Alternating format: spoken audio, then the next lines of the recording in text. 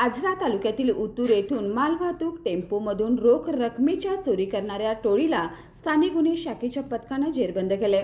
शुभम रमेश भोसले, अभिषेक नंदकुमार पवार, ऋषिकेश चौगले अशी इचलकरंजीत राहणाऱ्या आरोपींची नावे आहेत।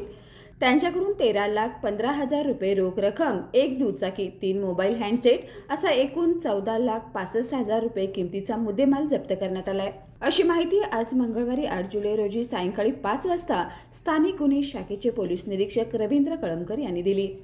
आजरा तालुक्यातील उत्तूर येथून माल वाहतूक करणाऱ्या टेम्पोमधून अज्ञात चोरट्यांनी 13,48,800 रुपयाची रोख रक्कम चोरून नेल्याची तक्रार टेम्पो चालक रवी हनुमंत माने यांनी आजरा पोलीस ठाण्यामध्ये दिली होती।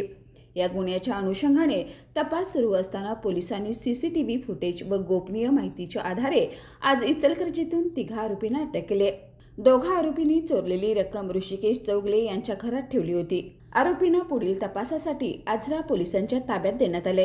ही कारवाई पोलीस अधीक्षक योगेश कुमार गुप्ता, अपर पोलीस अधीक्षक अण्णासाहेब जाधव यांच्या मार्गदर्शनाखाली स्थानिक गुन्हे शाखेचे पोलीस निरीक्षक रवींद्र कळमकर, पोलीस उपनिरीक्षक संतोष गळवे तसेच पोलीस अंमलदार समीर कांबळे, प्रवीण पाटील, दीपक घोरपडे, विशाल चौगले, रोहित मर्दाणे, अमित सरजर आदींनी केली।